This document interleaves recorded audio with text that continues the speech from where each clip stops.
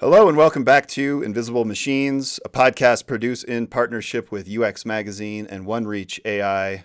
Rob, another fantastic episode. This is a trend here, I guess. Today we're talking with Laura Herman, who's a senior research lead at Adobe. And this was a fascinating episode for me because we spend a lot of time really digging deep on the relationship between creativity and AI and what it means to be an artist and to create artistically. And it was interesting because I was having this really in-depth conversation with somebody about our conversation on this podcast. And it was really quite moving to both myself and this person. And then right as we're finishing up, my phone dings and there comes a message from you that I'll just read right now because it really kind of blew our minds. So here we go. Your words. We are moving into an era, or I'm sorry, I'm going to start again. We are moving into an age of hyper discovery and creativity. Creativity will accelerate at an unprecedented speed as we go from skilled art creation to art discovery. Same as it is said that math is not invented but discovered, the same is now obviously true for art and creativity. People will engage in discovery in all disciplines of art, not just the ones where technique was honed. Society is now unburdened by the challenge of learning the skills to craft, ushering in the discovery of art by anyone. We see our environment in the rearview mirror. Our past defines our present. Art is a window into our environment as it is, not as it was. Art helps us move forward. Overwhelming creativity leading to a society filled with sophisticated palettes, an optimist might see this as societies evolving at an unprecedented rate, an age of enlightenment driven by art explosion. Yeah, it's the backstory is I literally wrote that to you while I was at a kid's birthday party. And perfect. And if anybody wonders what introverts do at kids' birthday parties, this is a window into that.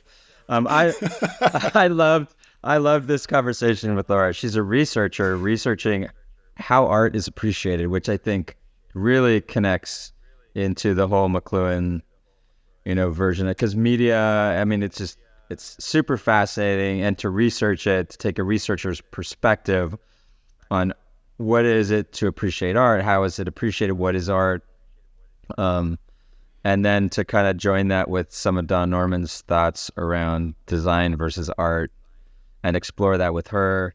And then the fact that she words are colors to her. Synesthesia. Yeah, which is just super fascinating perspective for her to have as a researcher and to bring to the table. I found this, to be a really interesting kind of philosophical delve into creativity and where we're all going. Absolutely, it's pretty cool, and how it connects to technology on so many different levels. So let's get into it. All right, here we go.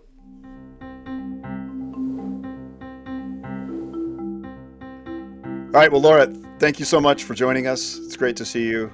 I think one thing that really stood out to me as I was looking through materials on your blog was that you created an art project during the pandemic kind of around synesthesia. And there were a lot of interesting elements to that art project. But one thing that resonated with me was that you went into it not necessarily feeling like you were an artistic person, if I'm remembering right. You're like, you see yourself as a creator because you were able to create and then you were able to share that art. And it sounds like it was well received. So that's an interesting concept. And then Rob and I were just kind of talking about the fMRI article that you were quoted in, where you kind of point out that there's a possible use case for something like that with people who have motor disabilities and can't really express themselves, but now they can maybe see their thoughts take the form of expression, artistic expression. So maybe we could start off kind of jamming on those interrelated things. Yeah.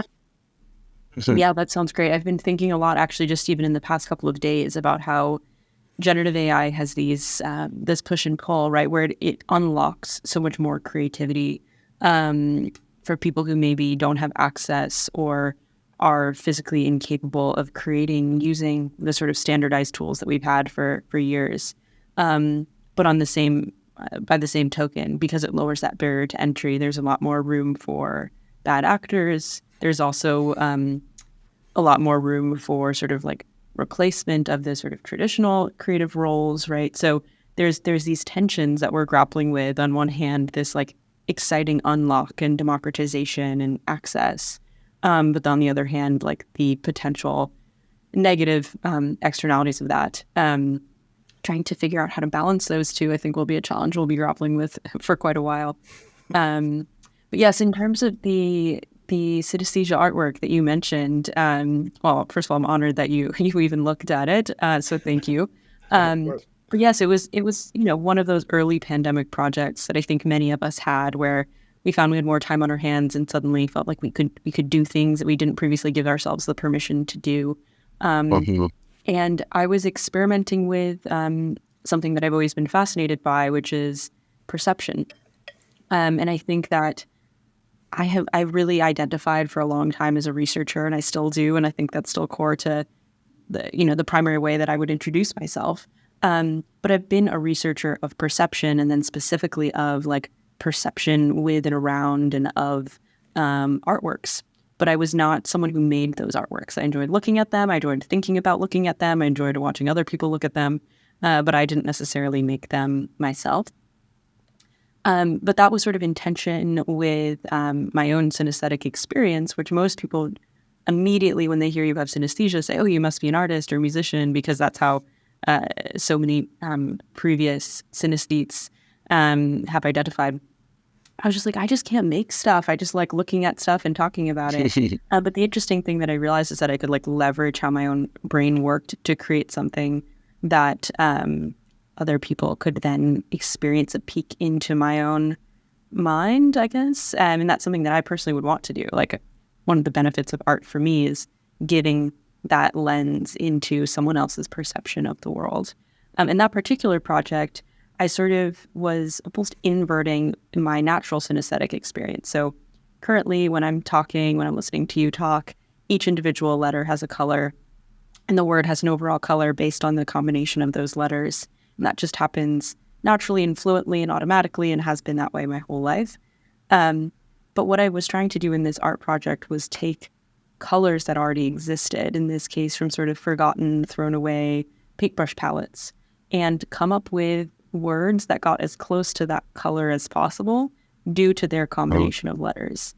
But usually when I see colors, I don't see words. I just see words and then see colors. So it was this really interesting like exercise where I actually was like sketching by writing out words. That's sort of how I was testing out the colors. I'd write out the words, like, oh no, that's a little bit too pink, or like, okay, yeah, there's a little more blue in that one. But it was just me listing random words that I could think of, going through dictionaries. So it was actually a way that I could be comfortable with visual creation that wasn't, and that wouldn't have seemed inherently visual to other people because it was textual work that I was doing. So, yeah. That's kind of interesting. You hear the word, you see the color, but you don't see the word backwards. So if you see the color, you don't see the word. So you don't really know what color the word's going to be until when? Till you think it, or till you say it, or till you hear it? Any of the above, actually. So if I'm reading, each word is in a color. If I'm thinking, I personally read my thoughts. That's a whole other conversation, which is like, what are thoughts for different people? Like, do you see your thoughts? Do you hear your thoughts? I personally read them. And so as I'm reading them, I see each individual letter. Just at the instant at which it is recognized as a letter, it instantly has a color. Like I can't see a letter without a color because they are, I guess, neurologically, those two experiences are literally fused together. So the letter part of my brain, so to speak, automatically triggers the color part.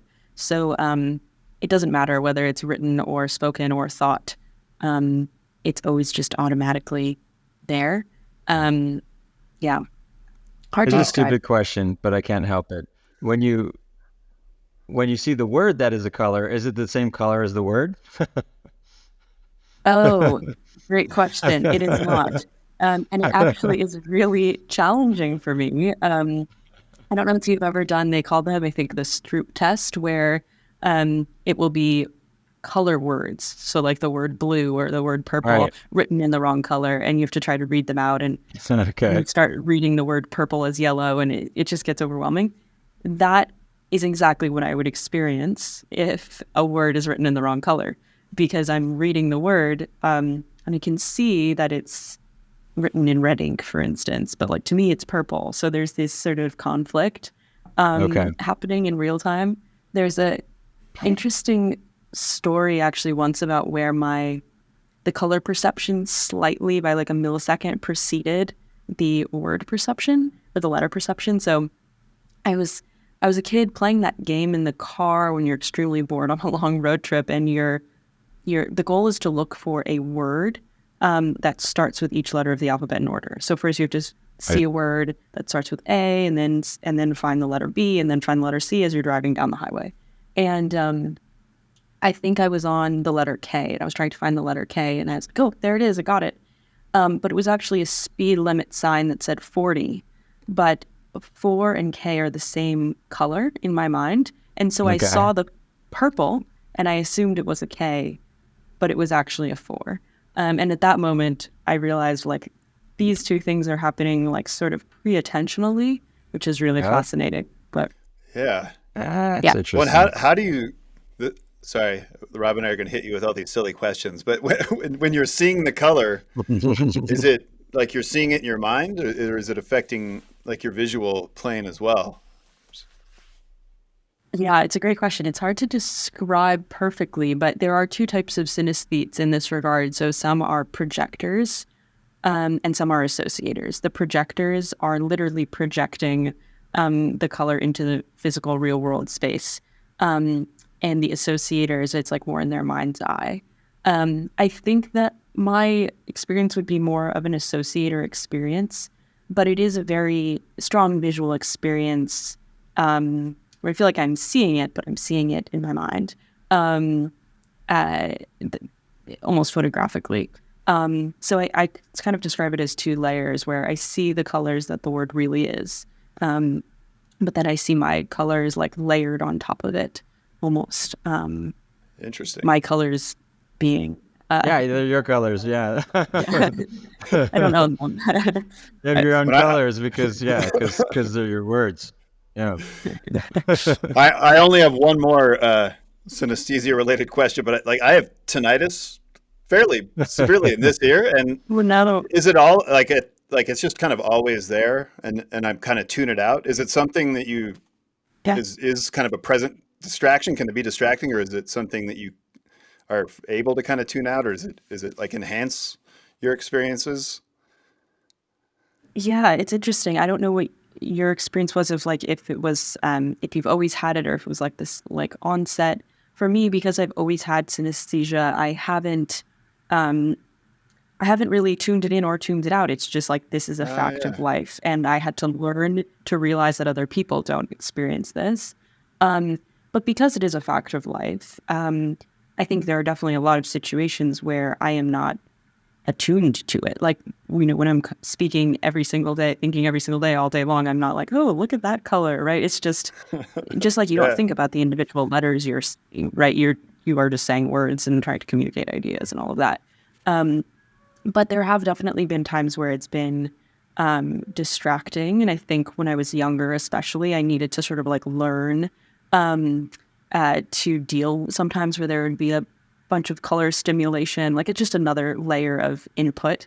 And so if I'm in a crowded room, hearing many conversations and therefore seeing all of the colors of those conversations, sometimes I would be a little confused about which thread I should be following, so to speak. But I kind of have just gotten used to it, trained myself over time. So wow. And so that, I guess you've had to spend a lot of time thinking about perception. Is that perhaps where your real interest in perception took root? Was just in that you were definitely. I mean, it totally traces back to when I first learned that. When I first learned that other people didn't see letters as colors, and I was like, "What do you mean?" And so I started asking all sorts of questions to family and friends and teachers, and then eventually we realized that what I had was synesthesia. And then I still had questions, right? Like, well, why do I have this? How does it work? Like, is my brain messed up? Piece, you know, as a kid, you're kind of... Yeah, exactly. Yeah. And so that was actually like the first few research studies I did And I'm actually really grateful because I wasn't really much of a math or science kid before, and then it got me totally into the field of science research.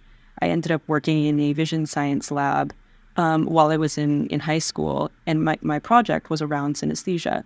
And it was really interesting and fascinating, like good motivation for me to get started. I did not want to stay in that field forever and like being this tiny little synesthesia niche.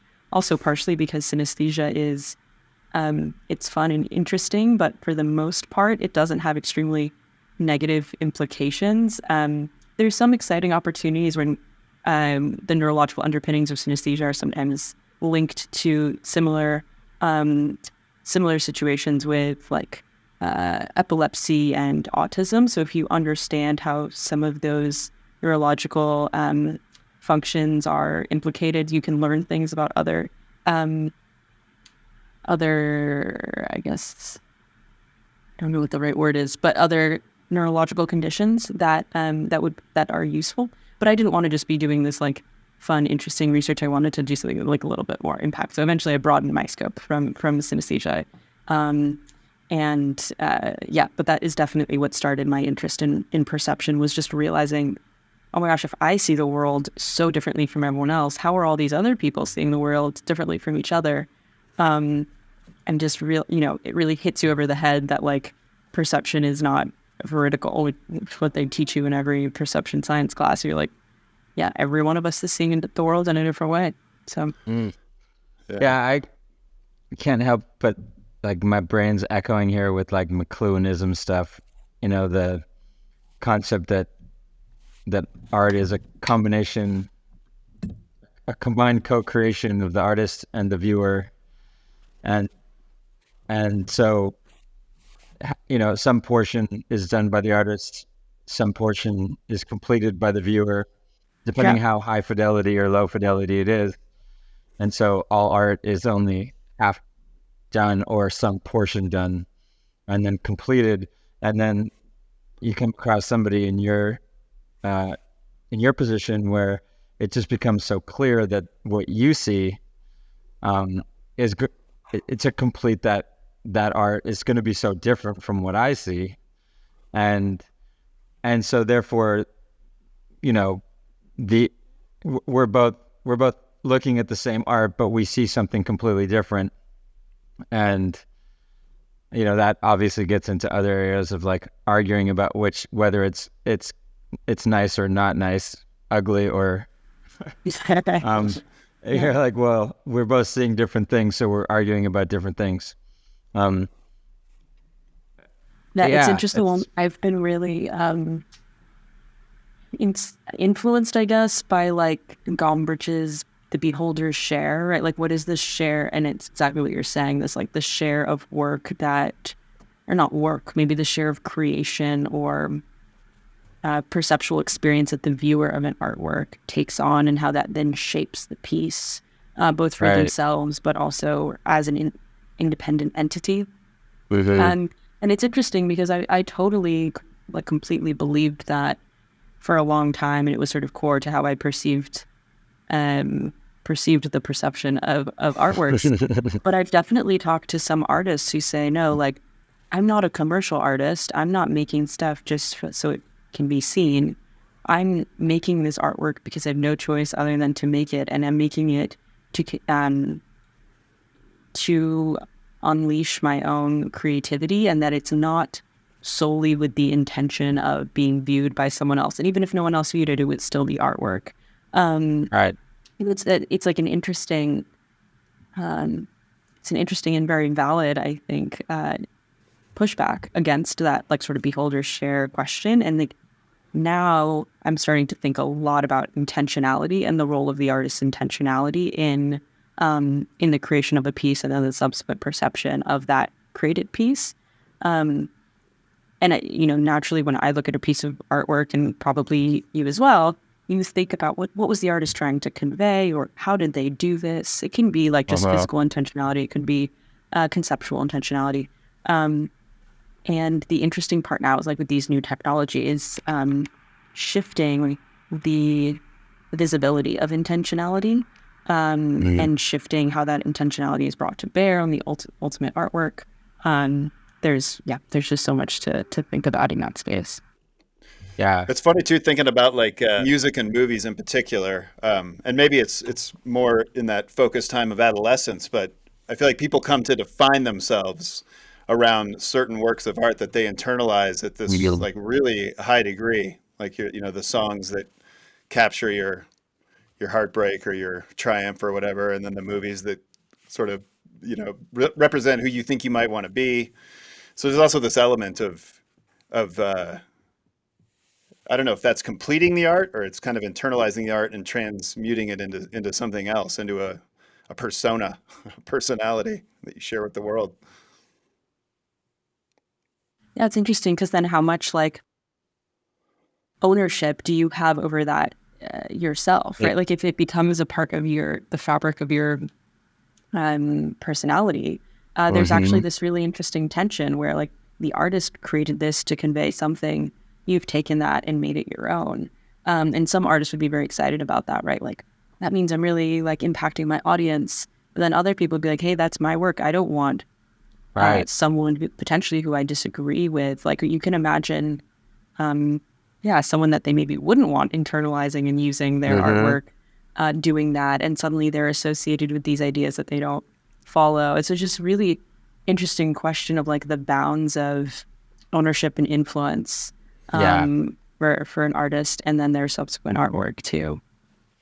Yeah, I think that's like one of those slippery slopes. It's so hard to draw boundaries around this idea that art belongs to you because you came up with it. But did you, or was it channeled through you by your inspirations and other things? And then the moment you share it, that it continues to belong to you and it doesn't belong to those you shared it with. But there's so much evidence that shows that once you share art, the more you share art, the less it belongs to you, right? The more society, whether you like it or not, the more society takes ownership over it and decides what happens to it and what it means. And I feel like that's true for so many things. I think even as an entrepreneur, it's true for a company because you start a company and it's just you. And every time you add a person, right, to your company, it's not yours. It's all of yours. And then you share it with customers and then they decide what they want your product to be. And they start influencing it. And everyone feels a right to have an opinion. And at the end of the day, you realize that it goes public and now it's a public company. And it's like, it's almost like the beginning of a company is the beginning of letting go of your art, right? Like if you fight that, it's just inevitable that in success, you will have to let go of it unless we redraw the lines of what success means to successfully create art. Does that mean that many, many people appreciate it? Or does it just mean that you do? And you keep it in a room locked up and only you look at it?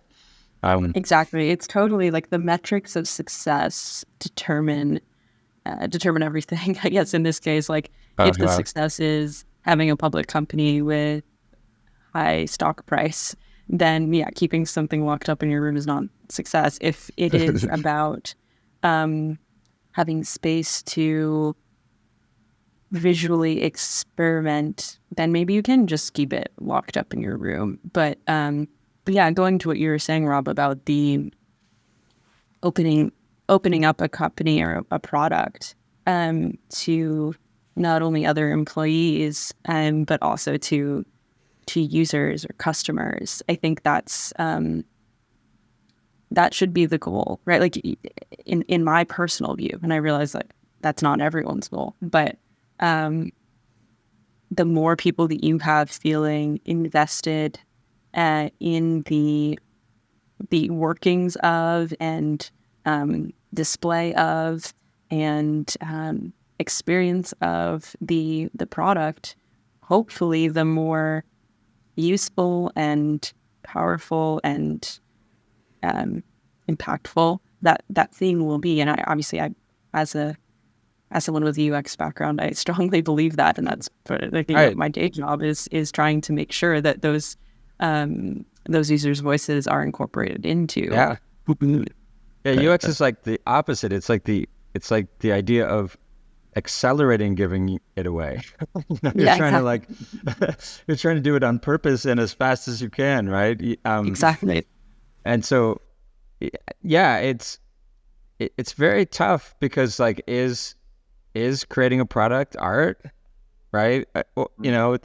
We have these definitions of art and artists, and I have a lot of friends that are designers and wear the designer uniform, the tattoos and the and they say it like, this is my designer uniform, and they're, you go, well, art's for artists, but really we draw these lines like, clearly you just realize, oh, I'm an artist because I made art, but no, you were always an artist, apparently, right? Well, and who determines what art is, right? Like, I think something I've been thinking a lot about is these cultural gatekeepers. So previously, the definition of what art was, and I don't think there's a single definition of what art is, but the sort of like cultural expectation of what art was determined by gallery owners or museum curators or these people who could put something on a pedestal. And like Duchamp was clearly playing with that when he, put the urinal on the pedestal and said, well, because it's in this gallery context, now it's art, right? The people who have the power. Because I say it's art, yeah. Exactly. And he was in a unique position as an artist because he had the power to choose what work he was putting on display in the gallery. But someone who's maybe starting out, before you have a reputation, you're reliant on the gallery owner, the curator, whatever, to choose your work and then put that on display. Yeah. And that then becomes our cultural definition of what art is. And I think there's been a lot of excitement around some new technologies, even like something like Instagram, enabling people to share their artwork with the world without some gallerist or curator like putting their stamp of approval on it. You can just directly share it. People can see it. They can appreciate it if it resonates with them. And it doesn't matter whether you're maybe living in the global south, whether you're a member of the global majority, like you have space in this online context. That was very exciting for people. The change now is that we cannot all see all of the content and all of the artwork that is posted online, right? Like that view I just described is idealistic because it assumes that I can go and look at every single piece of artwork posted not only by everyone in the global south, but everyone in the world. And, even if I spent every second of every day just looking at artwork on Instagram, I would never even see a quarter of it, for the rest of my entire lifetime. And so therefore, we have to have some way to determine, again, what is rendered visible, what is put on that pedestal, the equivalent of being hung in the gallery. And instead of a gallerist or curator that we would have previously relied on to make those decisions, now, in many cases, it's algorithmic platforms that are making the decision about like what you see. And I think that we've kind of like shifted that curatorial displaying power from, yes, there's many problems with these sort of like elite institutions that were rendering certain people visible. But now it's instead like a big tech company deciding what's rendered visible. And I don't know which is better or worse, but just important to state, I think, that like it's not a neutral, democratized platform necessarily. Yeah. There's still decisions being made about what is put on pedestal, what is considered art, and unfortunately, and I think they would admit this, the big tech companies, they're not designed to be art platforms. So they're not thinking about what is art and let's optimize our algorithms to display art. So then it's like, where do those decisions get made that you're saying, Rob, about like someone's deciding who art is or what art is? What art is. Yeah. I think that's a unique perspective, or maybe not unique in a smaller community, but unique broadly, that art is decided by those who own the surface. not those who own the art, not No. the creator, but the person who owns the surface, whatever surface that art's displayed on, and the person that grants rights to that surface that allow other people to see it, they're the decider of what art is or isn't, versus the author of the art. Well, I don't think it's who creates it. Yeah, the surface owner, as you call it, like, is not necessarily the owner of the art, but they're the determiner of The what decider that what Yeah, is exactly. art. Yeah, right. Exactly. Good point. Exactly. Very Which important I think distinction. it's similar but different. Yeah. So They own the very much so. perception. Yeah. Yes. Yeah. It doesn't become art until they say it's art, and then once they say it's art, you now, as the artist, own it. You own art, but you didn't until they said it's art. Exactly. And this has So been like happening kingmakers. Yeah. for so long. It's the system of, I mean, I think, Howard Becker, the sociologist who wrote about art worlds in like the 80s or something, is talking about, the systems of distribution determine not only what art is in that society, but also the artworks that people therefore end up making. And so therefore the Right. system of distribution is actually a co-creator of that artwork, which is taking my argument maybe like slightly more to an extreme. But it is interesting if you think about like these surfaces having input into what people make, that then it's shaping what's being made, and therefore shaping maybe aesthetics or media types or genres of artwork. So now we get to AI that designs things, right? I don't know how else to say it, right? Creates art. It doesn't. It designs things, and then somebody else decides if it's art, and that surface decides that this thing's art, so out it goes to the world, becomes art, and nobody owns it because that artist was an AI, apparently. Unless some human puts, and it seems like they're trying to draw some boundary here that says, unless they put some percentage of effort into it, altering it, then it suddenly becomes their art. That's like, in my mind, almost impossible to measure or prove or anything. So that's where I get kind of lost in who owns this art. Well, it's also impossible to like imagine that there'd be like an effective algorithm for judging what is art. Right. Like how would you even go about designing that? It seems like it would maybe need to be customizable. It'd have to have all sorts of temperature gauges so everyone can kind of set their own parameters, which I don't know how useful that is in any use case. Yeah.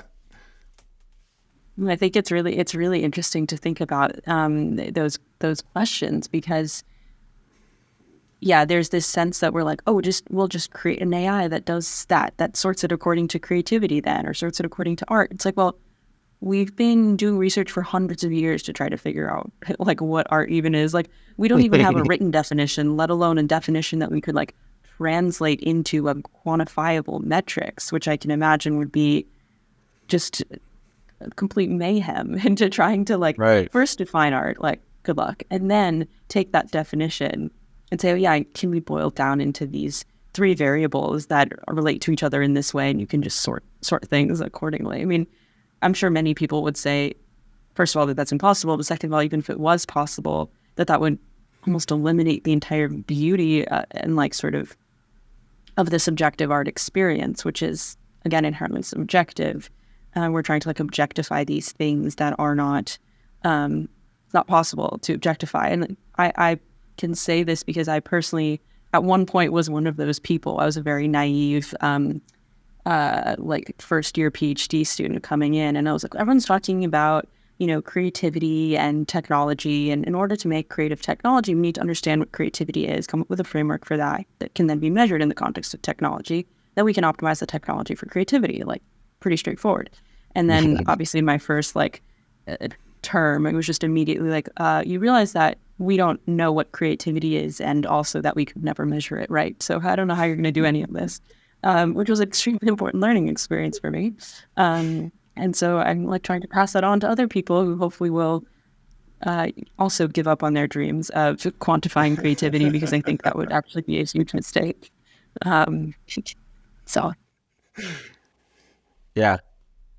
Yeah, I guess it Yeah, comes down to people want to find a way to make money in this world, making art. And maybe that's just the question we should all address, not how do we retain the same methodology, but more like, what is the new framework for this?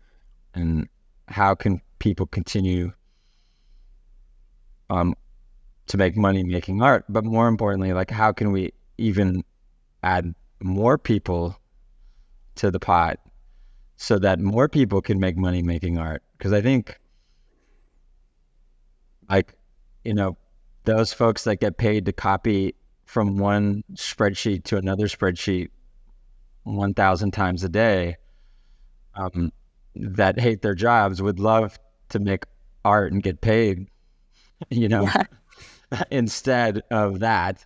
And so I guess we just have to think about how to redefine, how to reward artists for their creativity, in a way that, still allows them to make art, so that art isn't made by machines because no one can afford to take the time off of work.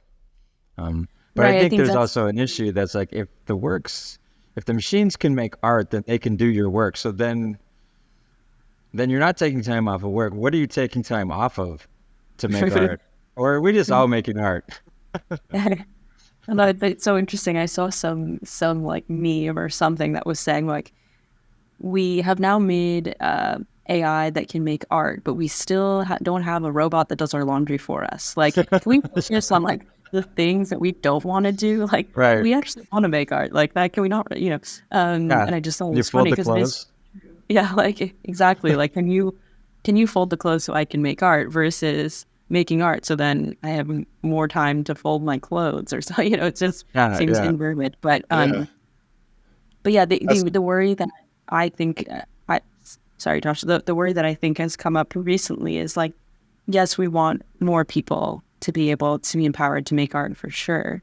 But as you have more people in the space, typically then like the rates go down, right? Like to be competitive. Like I'm certainly not any sort of like labor economist, but I think we want to make sure that like there is more room for creative labor, and also that wages rise versus, anyone can make art and be paid for it, but they're being paid some dismal sum Right. for that work.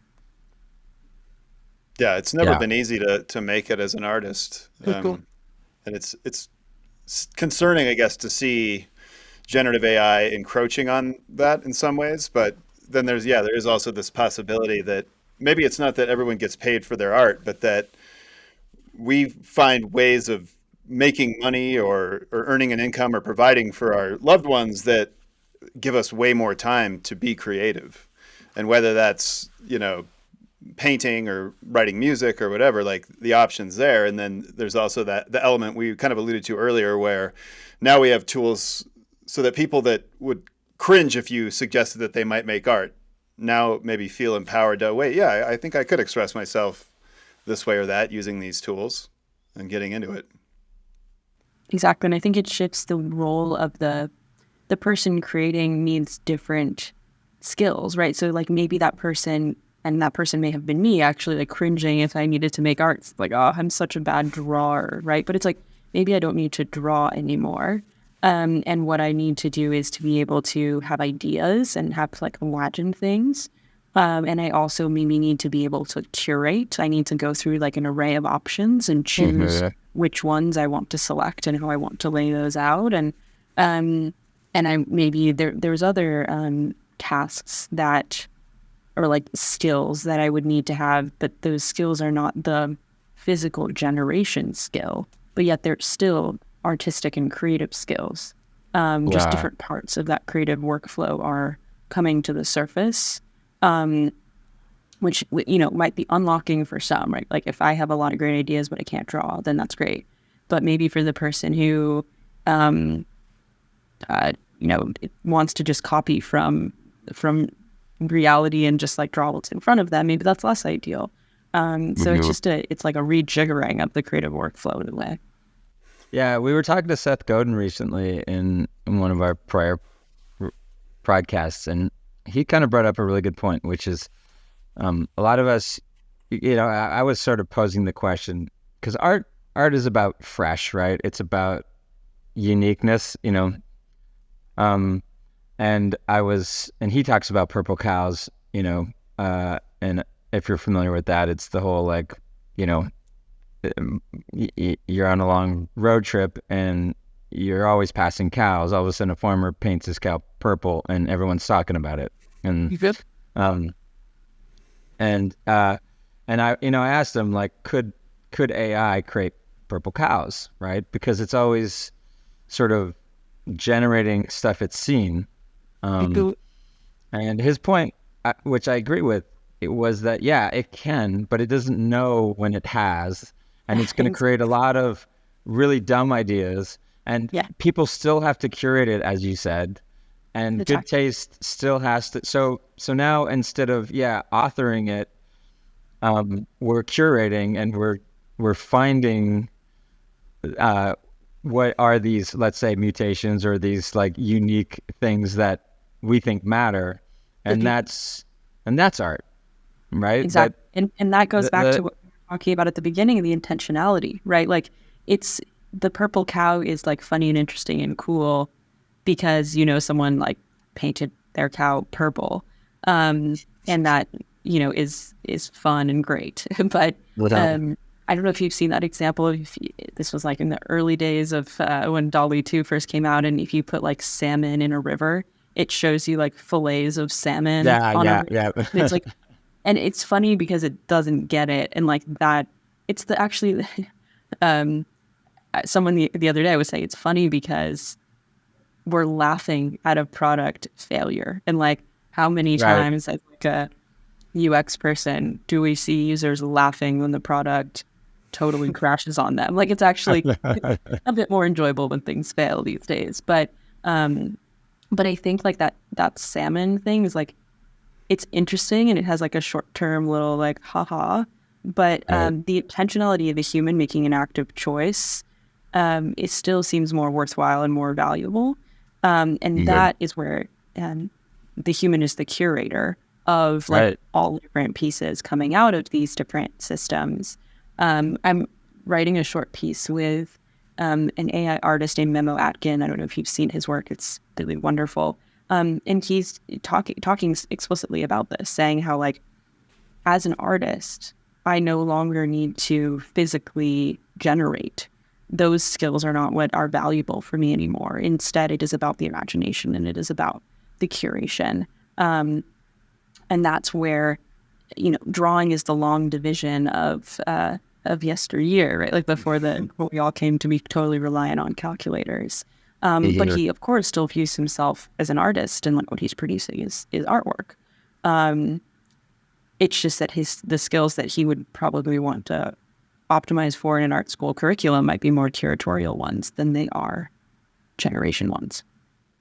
Yeah. And well, even if a generative AI can draw, at some point better than most humans are capable of, it wouldn't necessarily negate the value of learning to draw, of going through that process, because like those processes are processes of self-discovery, which I think is something that, we've talked a bit about on this podcast. In the current framework, generative AI can't really create anything without a person feeding it a prompt.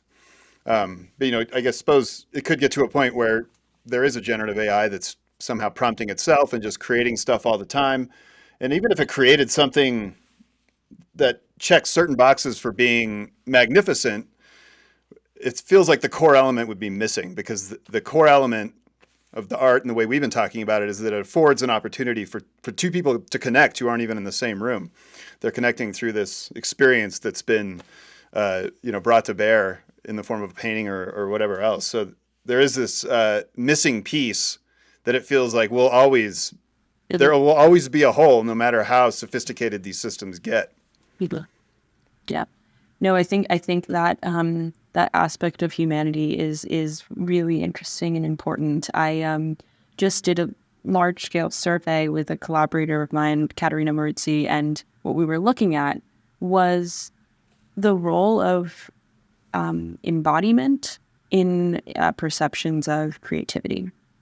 So what you're describing is like if the AI just comes up with its own prompt, prompts itself, makes the thing, there's no embodied experience there. I mean, I guess you could argue the person who originally coded the AI was an embodied human who did a thing physically to then result in that ultimate output.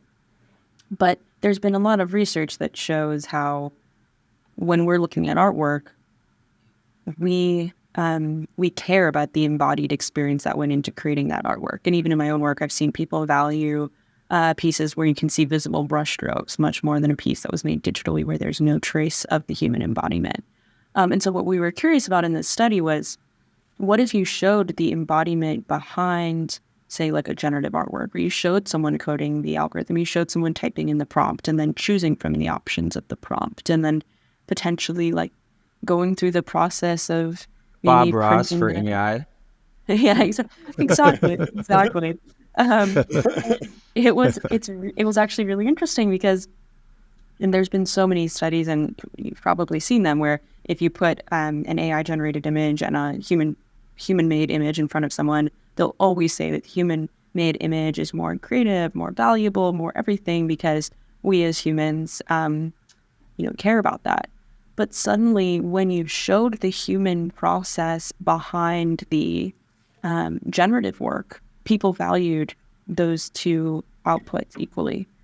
So there's this sense of like, if you show that embodied process that goes into generative work as it currently stands, right, where there is someone prompting it and coding it and curating from it, that then the appreciation of creativity and the role of the human in that actually does create then value and creativity, perceived creativity on behalf of that artwork. So there, in this particular case, there wasn't a difference between a hand-drawn illustration and a generated work in terms of perceived creativity when you showed that embodiment, which I was actually somewhat surprised by.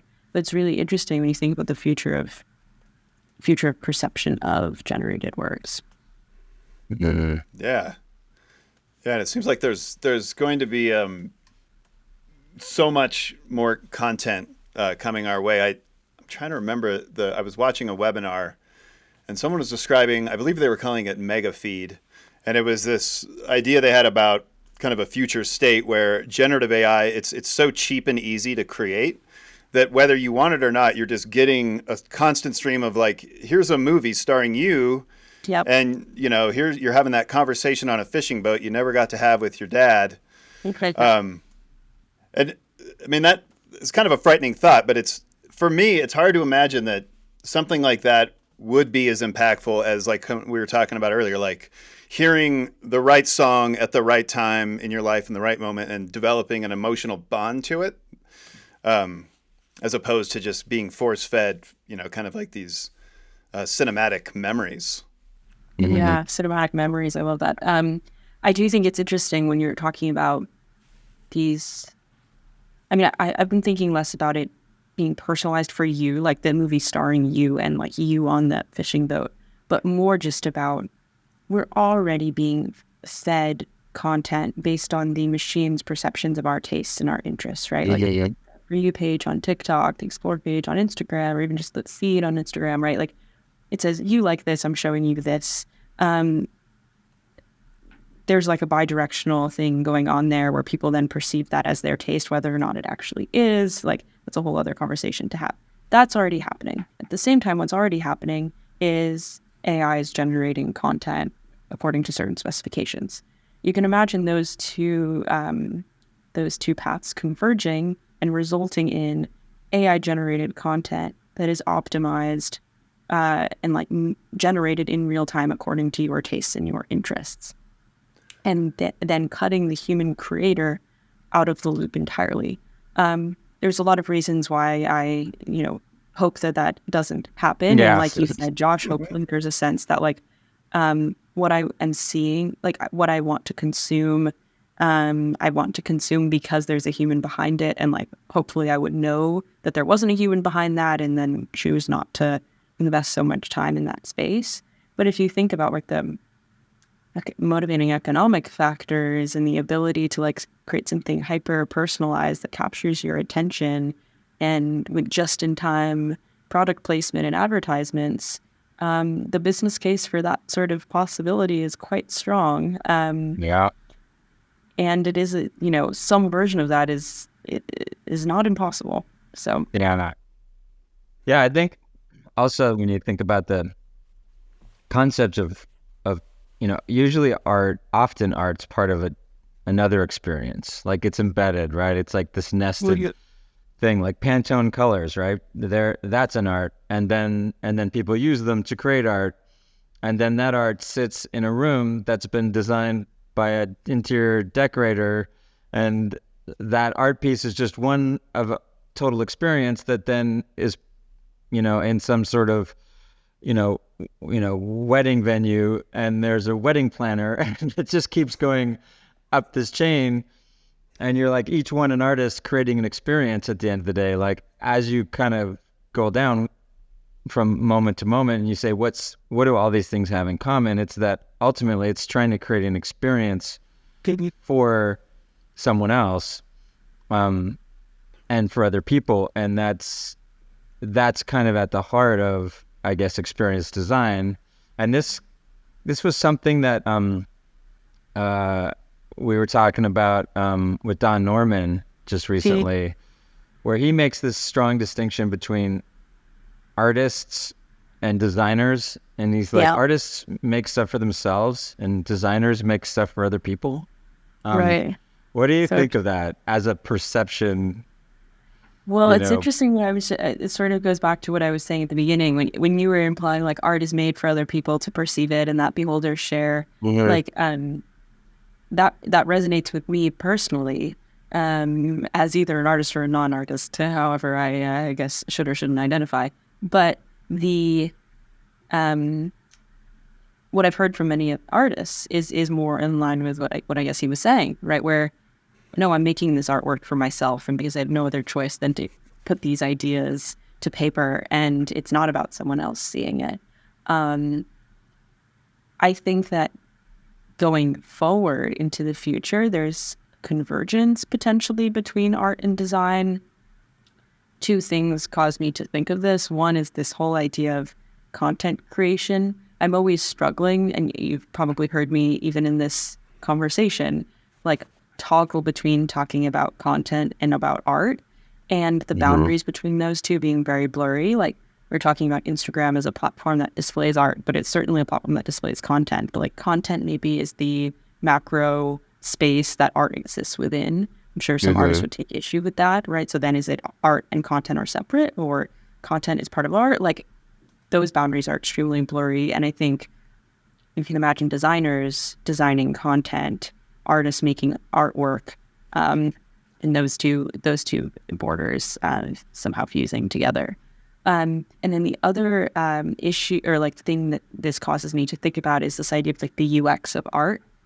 This is something that the Serpentine Galleries in London have been writing about. It's this like UXification of artworks, because especially as artworks are digital, there is going to be a user experience or a viewer experience of that artwork that will look somewhat similar to the considerations of current like digital product UX. So how does someone come into contact with this? Like what are the sort of functionality options? What's the layout and design? And there's all sorts of questions about interaction that is afforded by digital artwork that with physical artwork, usually we can't interact with it. You can't touch it and move it around. But with digital artifacts, in some cases, you are able to do that. So then there's this whole other layer of user experience to consider. And ever since I had that UX of art term in my mind from the Serpentine, I just see it everywhere, and I just see it exploding more and more. So I think those boundaries are actually going to come closer together, though I agree that perhaps that was the distinction between art and design in the past. Yeah, that's really interesting. I know that you've I think you wrote something about the need for tools to be more multisensory. And when I think about the way technology is accelerating, it feels like our experiences with technology are bound to become broad, kind of more multisensory and like these tapestry kind of experiences.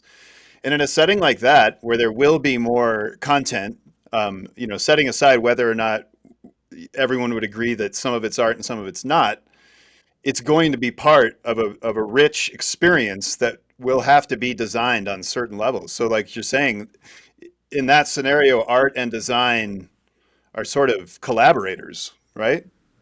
Totally, totally. It's not like coexisting within a single entity. Hmm. Yeah, like I know there's recently was seeing sort of a preview of a piece that Gabriel Masson made. He's an artist based in Berlin from Brazil, I believe, and it's essentially a gameplay experience, and it's in virtual reality and also on the web. But it's an artwork, and he identifies as an artist, and it's being put on display in a museum. But the considerations that he made in developing complex, multi-dimensional, multiplayer game experience in a 3D engine are quite reminiscent of some of the considerations that I know colleagues that are UX designers make, right? Like, how does the person enter this space? Like, what are their options? Where do they see? Where do they go next from here?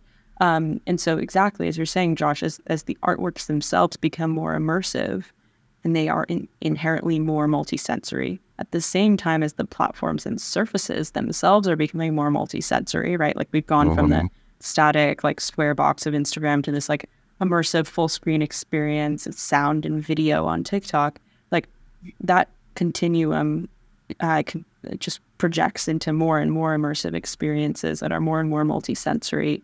And I think that the design role, like the experience design role, is, I believe, more and more important because it's not just about looking at one flat thing. You're suddenly considering movement, you're considering sound, you're considering this bodily embodiment, you're considering relationality between individuals in a similar space. And the interplay of all those variables makes everything extremely more complex. I think it allows too for the categories of art to broaden. Like I feel like more things can become art. Rob and I feel like I've had the conversation multiple times about conversation. Is conversation an art form? No. Because it really is, especially on this podcast, right? It's Yeah, clearly definitely art. on this podcast. Really? It is. Yeah. But I mean, the process of having a conversation can be very artistic in a way. It's almost like art on the fly in some ways. It just depends on like what your metrics are, I suppose. For all comes back to metrics, unfortunately or fortunately, I don't know. But it's the same question of like, yeah, what counts as art? But of course, conversations as a medium are particularly relevant in the past few months, given all these conversational interfaces, right? So even if the conversation itself is not art, the conversation is being used to create art. So it's therefore the input and it's the intentionality going into the formation of the artwork. So that gives it a role in the artistic process automatically. And then if that conversation itself is artwork, which I can very easily imagine and be convinced that it would be, then there's layers of art within conversation. So. Well, in your brain, it's definitely art. We all know that. Yeah. Sometimes it's very ugly with colors. That's the other thing. People always assume it's this beautiful rainbow that's so visually pleasing. But then when they ask what their name is, and I'm like, well, it's kind of this warm brown tone. And then like, shit. Yeah. A lot of beiges. Well, if someone's name is like kind of color clashing, is that a bad sign, or is that just kind of happen sometimes? No, I always say it has nothing to do with you as a person. It's just colors that your parents chose for your name. But I've certainly offended some people inadvertently by telling them the truth. So yeah, don't take it personal, but you're khaki. So yeah, exactly. Nice. Yeah. Well, this has been great. Really appreciate you coming on. I feel like, I'm glad we didn't plan this conversation. We took it in places that, I felt we would have never gone. So this is great. Yeah, we've definitely moved into some new territory. So we really thank you. No, of course, and I appreciate it. And again, I'm sorry about all the back and forth, but it's been lovely chatting with you both in this artful conversation. Yes, And thank colorful. you for the great questions and thoughts. Yeah, very colored. All right. All right, thanks again for hanging out with us right here on Invisible Machines. Thank you, as always, to the team at UX Magazine, especially Kate Timchenko, the marketing team at OneReach AI, Elias Parker and Natalie Budziak in particular work very hard to make this podcast great, as does Michael Litvinov, our video editor. Please subscribe to UX Magazine wherever you get your podcasts so that you can hear new episodes as soon as they come out. If you want to watch new episodes, and I recommend you do, the video feeds are really pretty amazing, follow the Invisible Machines YouTube channel. And I think that's all I have for you this week. So let's go ahead and look forward to next week when we will connect again right here on Invisible Machines.